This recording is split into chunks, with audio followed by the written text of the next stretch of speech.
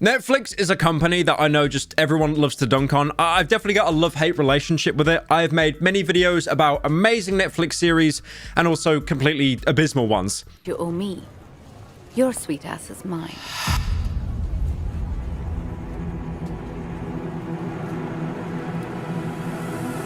Got it?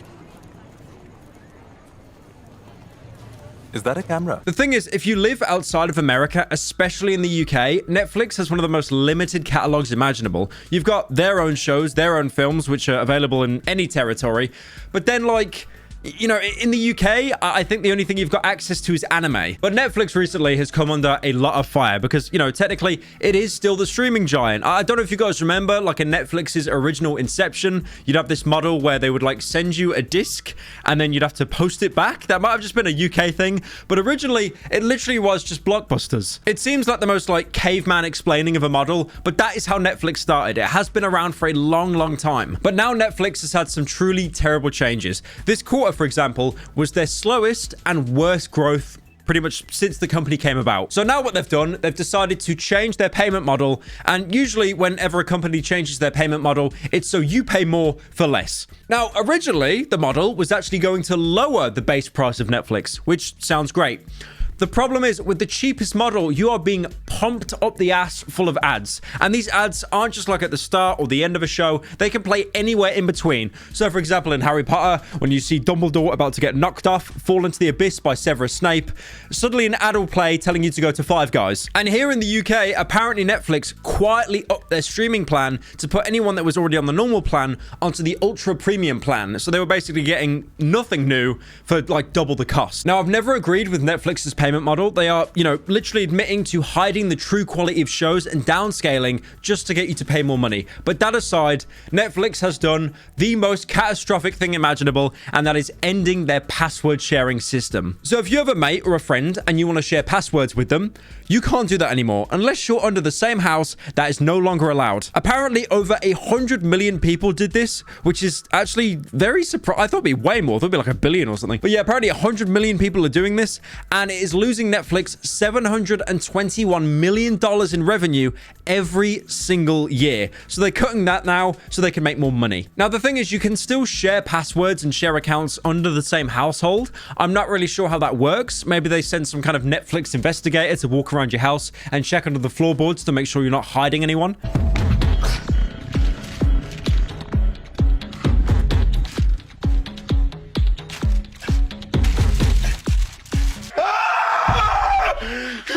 Now, to make things even worse, because I love giving bad news on this channel, Netflix have done something even worse. They have cancelled probably one of the only good shows that they originally made, and that is Inside Job. Now, I'll be honest with you, I've watched Inside Job. I'm not going to say it's this amazing masterpiece and it reinvents adult animation. Whenever I'd watch it, I'd be in the shower trimming my body hair. But Inside Job, the concept, it was pretty funny. I know a lot of people are going to write this off as just Rick and Morty 2.0. It was different enough to not be Rick and Morty 2.0. Essentially, it was a secret cabal of like all the world's leaders, you know, the Illuminati, and how they ran the world. But the punchline is they are incredibly incompetent. You had everything, the military-industrial complex, big pharma, all of it came together, but they were just all narcissistic idiots. The thing is, you could say it was like Rick and Morty, but half the jokes were just off-the-cuff breaking script. Because as we all know, Rick and Morty did that like twice. It was hilarious. And then they made it every third joke and just ran it into the ground. The show was made by Shion Takuchi. I really hope I'm saying that right. Apologies if not. But basically, she was a writer and producer for Gravity Falls, Regular Show, and a bunch of other things. The thing is, those shows did have adult themes, a bit of innuendo, but they were never explicitly adult shows. So this was her first attempt at a straight-up adult animated cartoon. The worst thing is about all of this, apparently Netflix actually promised Shion a second season of Inside Job. They said, you know, we loved it, it's hilarious, everyone's watching it, let's commission you a second season. Only to go, no, I don't think I will, and just pull the rug from under her and just say, no, you're not getting a second season. I'm sure Netflix turned around in the meeting and said, you know what, we actually don't want to be known as the company that commissions good original work. What else have we got? You know that thing where the people with the beast masks, how they went on dates and that was really cringe and embarrassing? let's bring that back for a second. So for a third season, come on. You know what we should do as well? Let's get Velma on here once the licensing ends. By cutting original shows like that, you just attack your user base. I will never understand this logic. It's almost like Netflix are kind of bitter because at the minute you can see like the equivalent of an entire film on TikTok. I don't know if you like started scrolling. For example, there was a film that came out like a month ago called The Menu with Ralph Fiennes, who played Lord Voldemort. That's a very decent film. Nothing amazing. I think Ralph Fiennes carries it. Decent film. 7 out of 10, 6 out of 10. But I have seen so many re-uploads of that clip on TikTok and clips from the film. It would just be some kid sat in his room, screen recording a scene from the film on his laptop.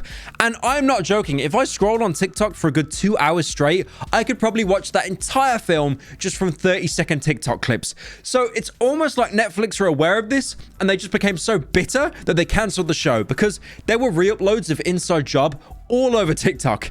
But you know what?